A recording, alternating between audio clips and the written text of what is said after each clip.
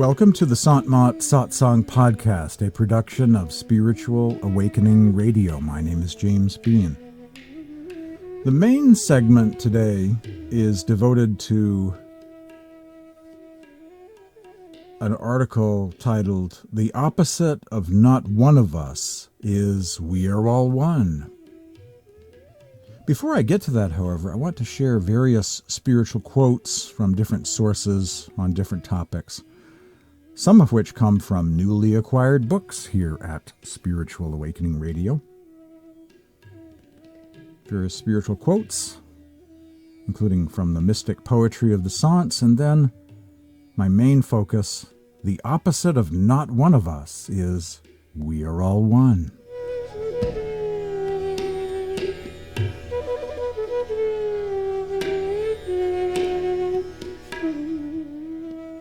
This is from the Hidden Words of Baha'u'llah, founder of the Baha'i Faith. The Hidden Words represent the esoteric teachings of Baha'u'llah and read very much like Sufi poetry. Close one eye and open the other. Close one to the world and all that is therein, and open the other to the hallowed beauty of thy beloved. O son of dust, blind thine eyes that thou mayest behold my beauty. Stop thine ears that thou mayest hearken unto the sweet melody of my voice. Empty thyself of all learning that thou mayest partake of my knowledge, and sanctify thyself from riches, that thou mayest obtain a lasting share from the ocean of my eternal wealth. Blind thine eyes, that is to all save my beauty. Stop thine ears to all save my word. Empty thyself of all learning save the knowledge of me, that with a clear vision, a pure heart, and an attentive ear, thou mayest enter the court of my holiness. From the Hidden Words of Baha'u'llah.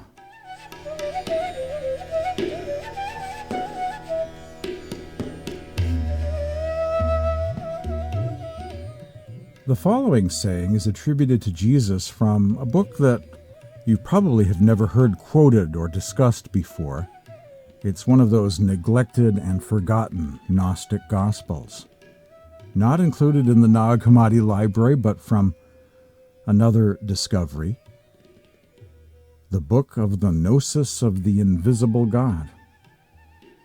One of those forgotten books. I've sort of adopted it myself, putting the whole thing at the writer's website founded by Twitter, known as medium.com. I just put the whole thing online, adopting it and wanting to preserve it, just wanting to give it a home on the World Wide Web.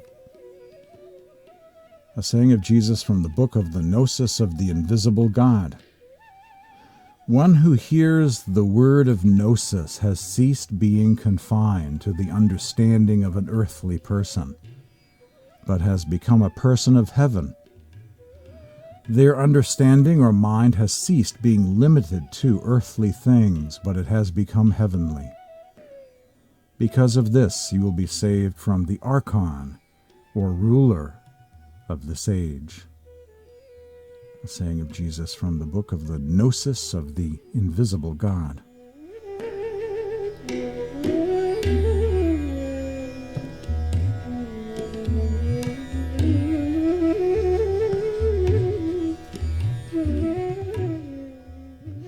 In 2015, I wrote a paper about Tulsi Sahib's guru, solving the mystery of who Tulsi Sahib's guru was, proposing that it was Sant Sahib of Bihar. Because Tulsi Sahib, in his writings and hymns, often mentions one conspicuous, contemporary, or living master alive at the same time that he was, by the name of Sant Sahib of Bihar. I turned it into a series of podcasts on the origins of Sant Mat, the five names, and the mystery of Tulsi Sahib's guru, and then came out with a follow-up podcast later on, making it a total of 6 different podcasts dedicated to this subject. It's also been the subject of a number of blogs I've authored since the mid-2000s. After the 2015 article was published, turned into an ebook, and also published in David Lane's Satsang journal, a couple years later, in 2017, the Radhasoami book department published a new edition, an expanded edition of the book Tulsi Sahib, Saint of Hathras. And wouldn't you know that in there, for the first time, they mention the possibility of Sant Darya Sahib of Bahar being the guru of Tulsi Sahib. It feels like winning an award of some sort, a Radhasoami History Award or something. A bit of influence, a bit of recognition.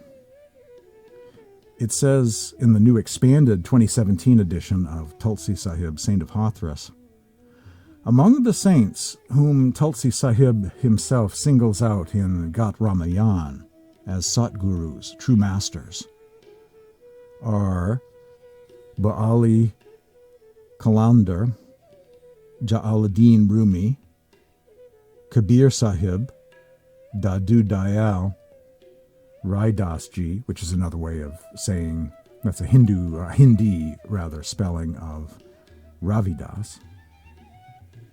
Darya Sahib, who may have been Tulsi Sahib's own guru, Guru Nanak, Surdasji, Nabhadasji, Mansur, Mirabai, Saramad, and Shams of Tabriz, unquote. The reference to Darya Sahib perhaps being, quote, Tulsi Sahib's own guru, unquote, was not in the 1978 first edition of Tulsi Sahib, Saint of Hathras, one of the volumes of the Mystics of the East series, but appears in the much larger and expanded 2017 edition.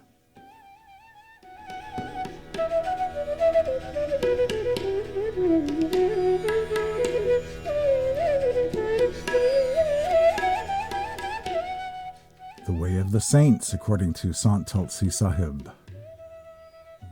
The practitioner who consciously reflects upon the words of the saints rises above all delusion. O Palak Ram, a Nanak Panth devotee, you have correctly arrived at the conclusion that the path of the saints is indeed unique. The soul who realizes the truth stated by the saints finds its true home. Without a saint, how can the soul advance? Without a saint, who can reveal the secret? When one meets a Sat Guru, he shows the right path, and the darkness within is dispelled. One then comprehends the teachings of the saints. With the collyrium of his wisdom, the eye of the soul is opened. In an instant, the lock opens with the key, and one sees the luminous radiance within. The soul rushes upward towards its true home and attains that profound, unfathomable state, says Tulsi Sahib.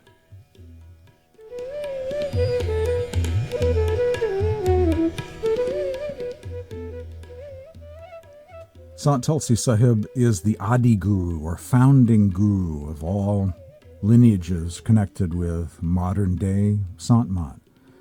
He is the great-great-great-grandfather Sat Guru.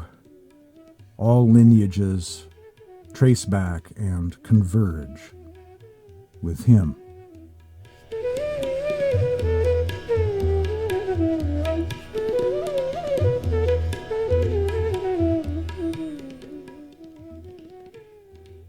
This next reading illustrates how there are two different approaches to finding a living teacher, a living master, someone who knows the secret of meditation practice and shares that with his or her disciples, initiates, followers, devotees. One path to finding a teacher is through the guru verification process. Research, getting to know the history, the background of that teacher. Another method is more in the category of feeling a spiritual charge from a teacher, a spiritual energy about them. You might call that love at first sight, the other approach to finding a living teacher.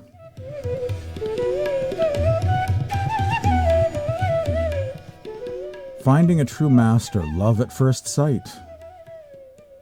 A passage found in Soamiji of Agra, Answering Questions, a new translation of the Bachan Prose, Part 2, Soamiji's sayings given in Satsang.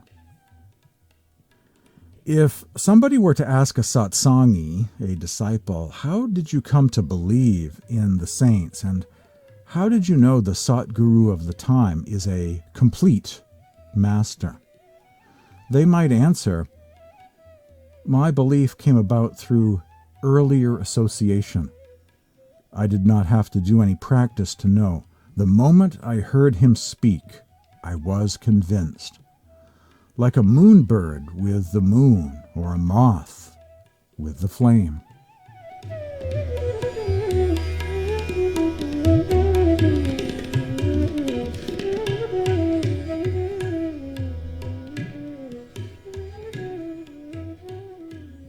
That's the love at first sight, or the teacher that resonates with you approach. Another approach is described in the book Kabir 1008 Vani, a collection of the Saakhis of Guru Kabir. Guru verification process. Satguru Kabir warns everyone and says one should make someone his guru or teacher only after thorough verification about him. One should drink water only after filtering it in order to save oneself from contamination. One who adopts a guru without making proper verification about him has to remain continuing in the 84 lock modes of existence of living beings in the world, or transmigration. If someone makes someone his guru without any verification about him, and that guru turns out to be false and cunning, how could that unqualified teacher bring fulfillment to the ultimate aim of his disciple's life? Unquote. Guru Kabir in 1008 Kabir Vani, 1008 Saakhis of Guru Kabir.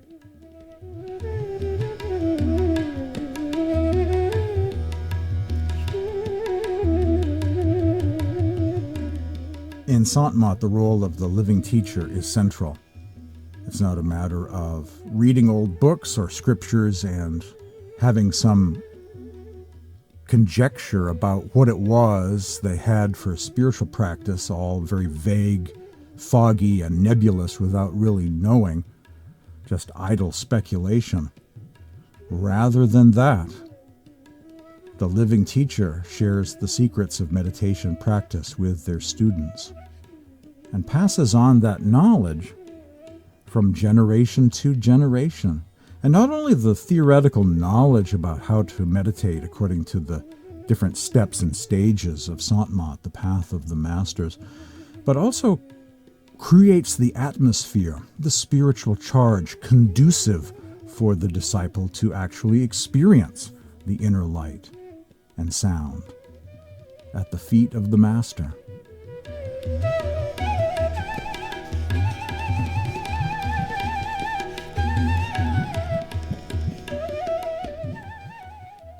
Another passage from Soamiji of Agra, Answering Questions, a new translation in 2 volumes of the Bachan Prose, sayings of Soamiji Maharaj of Agra, given in Satsang.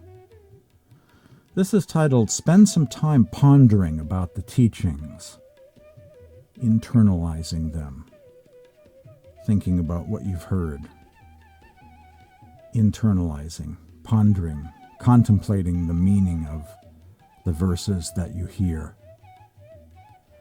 Soamiji Maharaj, if you attend Satsang and listen to the teachings, you should also think about them.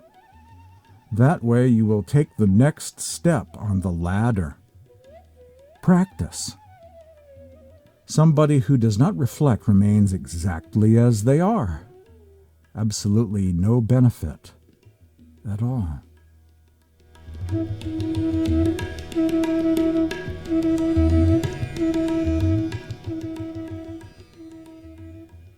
One should ponder the meaning of what they hear, internalizing the teachings. And also a comment about the format of satsang meetups in Sant Mat. As you find here with this podcast, mostly what you hear are words of masters being recited. Some commentary, some footnotes, some explanation, but for the most part, words of masters, that rarest thing in this world. The focus is always learning something new at the feet of the masters. So that's why a satsang in Sant Mat doesn't have sort of an open mic night approach of people coming and sharing their quotes from New Age teachers and authors and best-selling, books out there, and just kind of parroting back what they already know and already knew and what everybody has already heard before. Because if you already know something, have already read it, it's already a popular top 40, teaching floating around out there, best-selling pop books. Well, no one's learning anything new, right? The idea is to never mind the questionable things of the past, but to focus on the wisdom of the masters. All fresh and new, not parroting or echoing stuff from elsewhere, from the past, and regurgitating that, reliving, revisiting that all, but to simply be open to the influence of the masters, the wisdom of the masters, and nothing but that.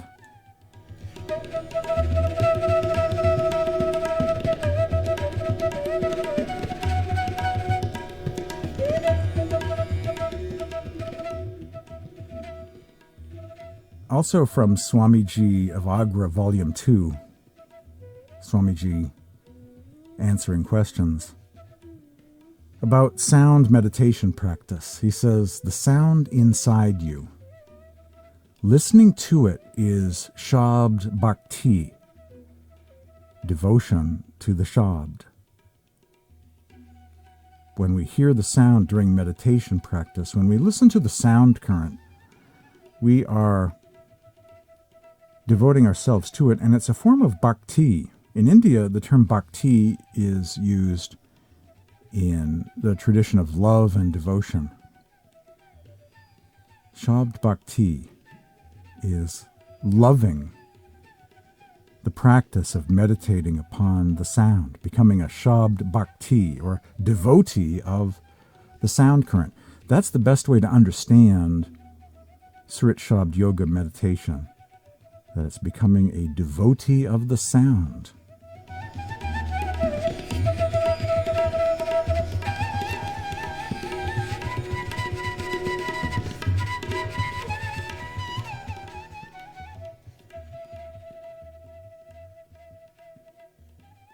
I am told that some teachings of Baba Somanath, the great disciple of Ram Singh, is being worked on and will soon be published in the English language.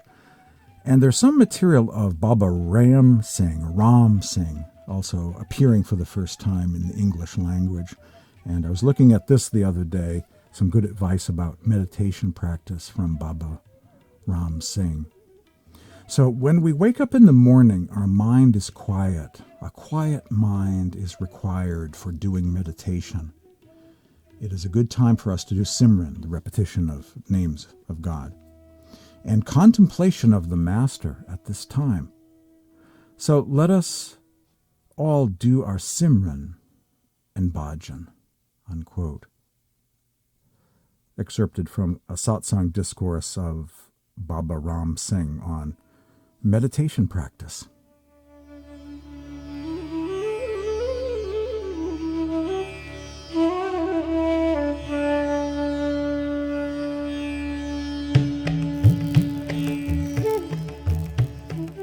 This is from the writings of Isaac of Nineveh, also known as Saint Isaac the Syrian, from something called the Second Part, a second collection of teachings of Isaac of Nineveh, discovered a few years back, translated by my good friend from the UK, Professor Sebastian Brock of Oxford.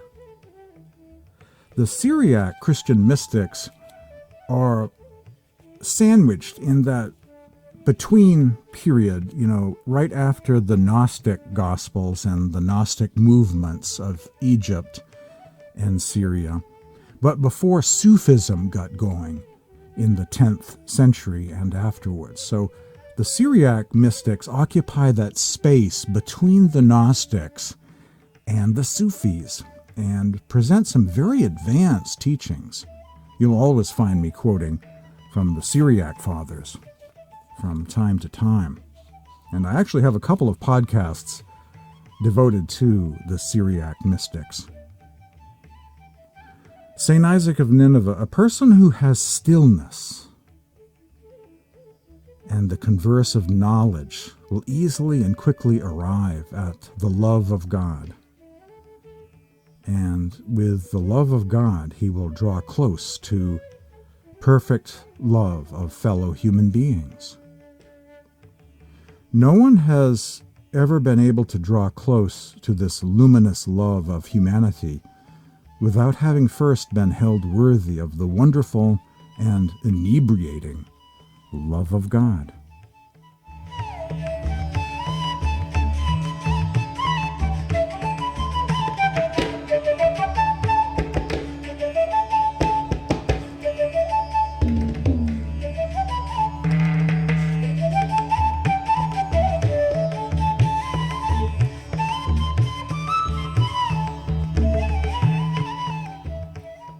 And finally, a couple of readings from Sant Charandas, a mystic who lived a few centuries ago, one of those classic Sants of India, very much like you'd find on Tulsi Sahib's list, Darya Sahib of Bihar, Mirabai, Kabir, Guru Nanak, Paltu Sahib, Ravidas, and countless others. Countless are the lovers of the beloved. Sant Charandas says, "My Guru has shown me the Lord's abode. I have taken the inverted path that leads within to the city without limits. He has brought me back to my true home. There are no suns, moons, or stars, no day, no night, neither darkness nor moonlight, neither sunshine nor shade. Beyond the mind's reach, unable to attain with the intellect. Even perception cannot fathom its limits. Tell me, how can others attain it when even the scriptures claim it as, quote, neither this nor that, unquote? It is as real as the rising sun, not at all hidden, but it cannot be seen without the Guru's collyrium." Charandas rushed to meet his creator, Sukhdev, the name of his spiritual master. He was an initiate of Sukhdev. Charandas rushed to meet his creator, Sukhdev, where he rules. Worldly misery and attachment no longer affect me. In his grace, he ushered me home, says Sant Charandas. In his spiritual classic known as the Sri Bhakti Sagar, the Ocean of Love.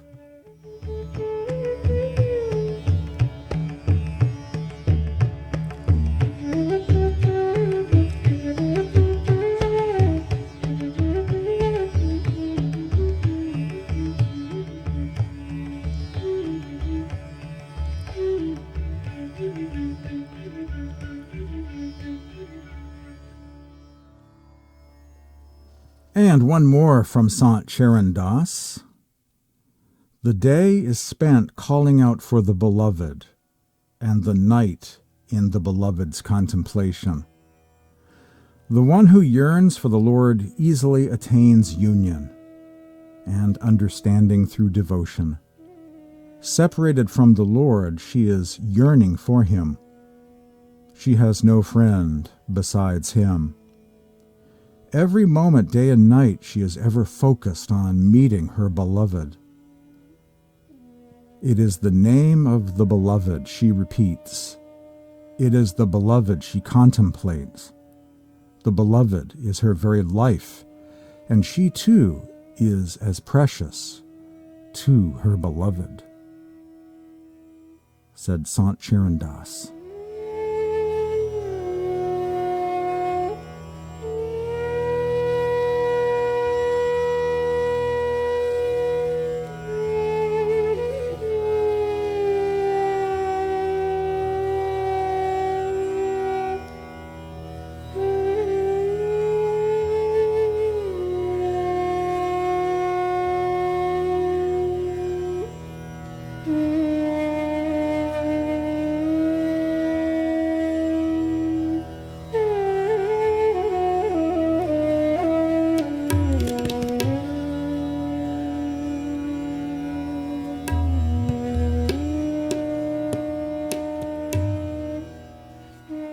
The opposite of not one of us is we are all one. One of the most mysterious passages recorded in the New Testament is, "Teacher," said John, "we saw a man driving out demons in your name, and we told him to stop because he was not one of us." "Do not stop him," Jesus said. "No one who does a miracle in my name can in the next moment say anything bad about me, for whoever is not against us is for us." From the Gospel of Mark, chapter 9. One can wonder who this mystery person was and what unknown sect or faction of the Jesus movement he belonged to, since the disciples had apparently never encountered him before. Who was that person? There is a passage somewhere in the New Testament which says, "I have sheep not of this fold," also implying multiple groups of disciples, more than one community of devotees out there somewhere. In other words, the initial reaction of the disciples is quite typical of human nature. Some things never change. Same as ever. I've seen people react this way many times. We told him to stop because he was not one of us. It's the not one of us treatment, once again. I was given a videotape once from someone in Oregon. They said it was from Kirpal Singh's Sant Mat group. I watched this video, but none of the faces looked familiar to me. It was like seeing a satsang in a parallel universe, meeting cousins I didn't know I had. It turns out it was a place called Kirpal Sagar, or the Ocean of Kirpal. Eventually I discovered that this was a gathering in India at a school associated with an initiate of Kirpal Singh, who said that he was instructed to look after this particular school and satsang center. It was a different branch of Ruhani satsang that did not sign up with any particular living guru after the passing of Kirpal Singh back in 1974. They've kept this school going and have a center there. According to Ruhani satsang, there were 36 different claimants, 36 different teachers that emerged after the passing of Kirpal Singh, who claimed to be his spiritual successor. 36, probably more than that. Most of these teachers are not known to us in the Western world, but have ashrams or satsangs in various parts of India. With Sant Mat and most spiritual paths, East and West, there is an etiquette of focusing upon your teacher. Each satsang, or spiritual gathering, is associated with a certain master. Only his photographs and those of his or her predecessors in the same guru lineage will understandably be displayed at such gatherings. Quite often in many groups there is an ethos that their teacher is the one and only competent living guru of the present time, that usually there is only one, quote-unquote, one such teacher or gurumukh, spiritual successor at a time on planet Earth. I think of this as being not so much a literal statement of fact about history, but more of a bhakti or devotional truth for the satsangi, for the disciple. Having a spiritual master is somewhat like marriage, as it should be. Spiritual promiscuity isn't desirable. The non-committal New Age mentality has never amounted to much, has never been a successful approach to enlightenment. As one teacher used to say, better to dig one deep well and strike water than to keep digging dozens of shallow holes in the ground, getting nothing. Seeking, but never finding. Your teacher is your one and only, so to speak. In terms of Sant Mat history, however, there has never been a time during the last several centuries when there was only one Sant Sat Guru operating in the world. The reality is there have been multiple lineages of spiritual masters contemporary with one another since at least the time of Kabir and Guru Nanak in the 14th century. Both Guru Kabir and Guru Nanak were founding gurus who appointed successors, starting their own guru lineages of teachers from generation to the next generation to the next generation. These are guru lineages now spanning many generations. Generally speaking, we have the various Sikh gurus in one line and the successors and devotees of Guru Kabir in another. Of course, it's much more complicated than this, with the formation of many Nanak and Kabir panths and sects and multiple lineages within those, branching out. Huzur Baba Sawan Singh said something on this topic that's very informative.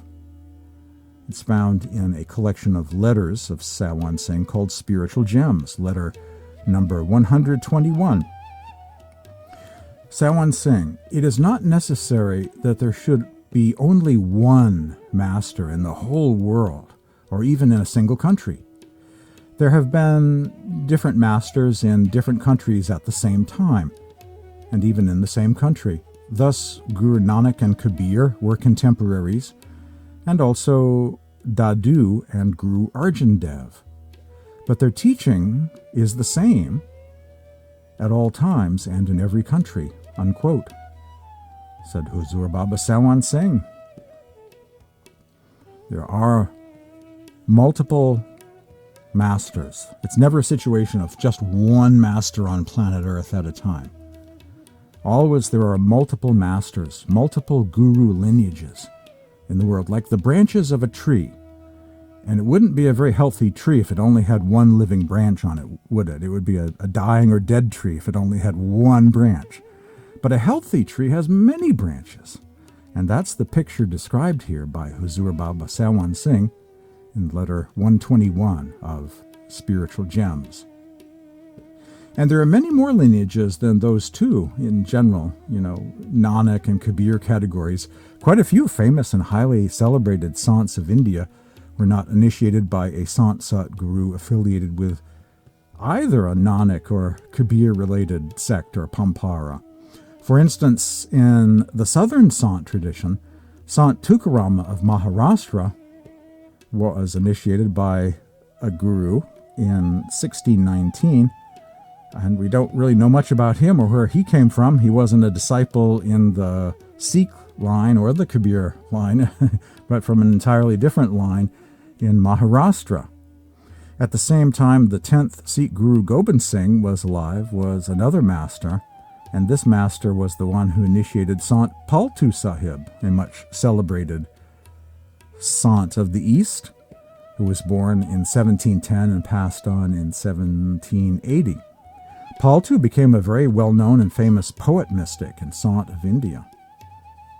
And he was initiated by someone not connected with the Sikh or Kabir lines of gurus. So as we always examine more closely the history of India, we keep finding more and more sants, more and more lineages of Sant gurus. The numbers keep going up and up and up as our ignorance gets replaced with knowledge about what's going on in different parts of India. There was also the Sant Dayal group of Rajasthan. Dadu, one of my favorite sants of the past, was initiated by a master by the name of Budhan in the year 1555. Dadu would eventually establish a satsang center and appoint spiritual successors to carry on. Thus we have another multi-generational lineage of gurus operating out of Rajasthan, affiliated with the lineage of Sant Dadu Dayal. And it doesn't end there. We're only just getting started, right? One could cite scores and scores of similar examples of recognized, quoted sants. Their quotes are found in all of the writings, being initiated by gurus that in some cases are virtually unknown. We know almost nothing about the gurus that initiated those famous sants. Darya Sahib of Bahar. Darya Sahib was born in 1674 and passed on in 1780. At the age of 16, Darya was initiated into Surat Shabd Yoga, or inner light and sound meditation, by a Sant Mat master referred to as Sat Sahib. Darya eventually became the successor of Sat Sahib and a towering figure in Sant Mat history. He authored around 23 books of hymns and spiritual discourses and founded the Darya Panth, a spiritual movement with a large number of ashrams, satsangs, and followers, mostly located in Bihar district, India.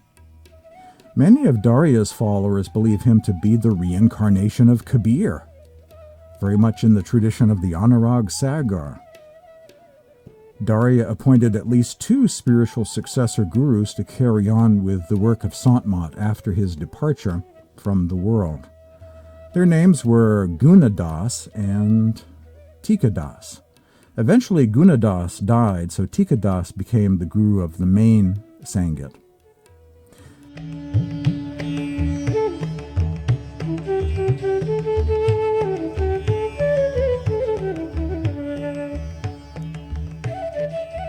Scroll down to the notes section below for links to previous podcasts and articles I've written presenting my research into the history of the path of the masters, the way of the saints, the path of Sant Mat, including the question of who Tulsi Sahib's guru was, the connection between Tulsi Sahib and Sant Darya Sahib of Bahar. In terms of Sant Mat history, there has never been a time during the last several centuries where there was only one Sant Satguru operating in the world. The reality is there have been multiple lineages of spiritual masters contemporary with one another since at least the time of Kabir and Guru Nanak in the 14th century. Both Guru Kabir and Guru Nanak were founding gurus who appointed spiritual successors. These are guru lineages now spanning many generations over the centuries. Darya Sahib of Bahar appointed a few different spiritual successors. Sant Tulsi Sahib of Hathras had several successors.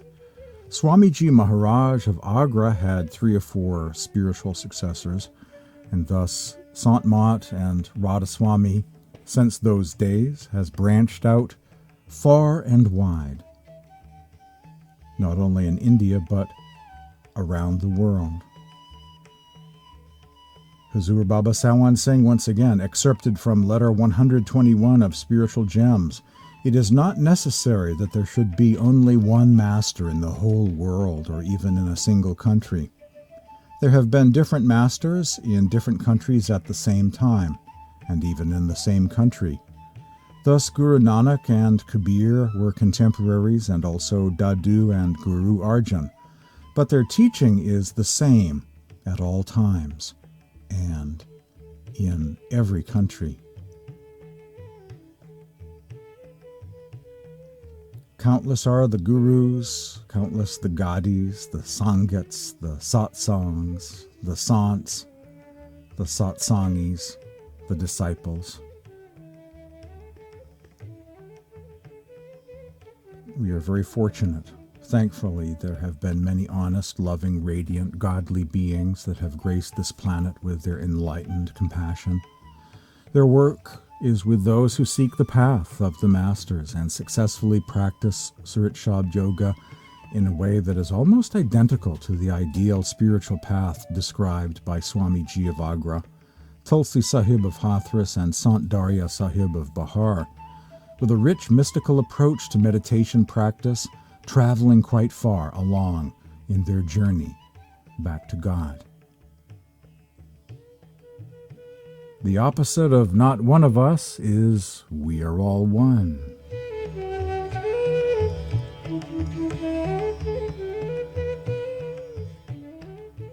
One final quote. This is from Swami Sant Seviji Maharaj.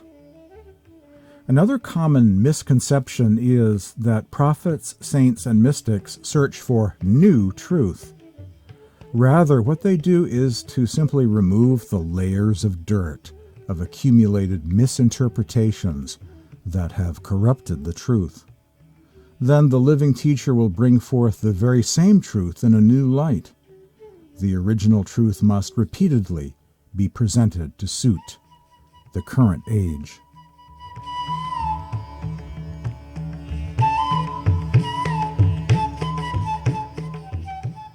My name is James Bean. Thank you for joining me today for the Satsang podcast, a production of Spiritual Awakening Radio.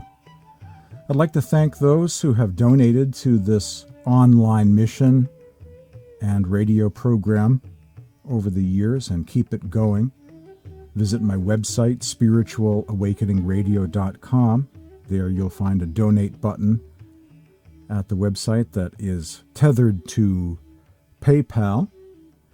You'll find also links to articles and blogs at Blogger, WordPress, and other sites.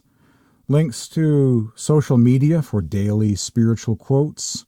Links to YouTube, where you'll find an archive of many past podcasts of Spiritual Awakening Radio going back a few years. There's quite a large archive of other programs you can listen to anytime on demand, spiritualawakeningradio.com. Tune in again next week at about the same time for another edition of Spiritual Awakening Radio.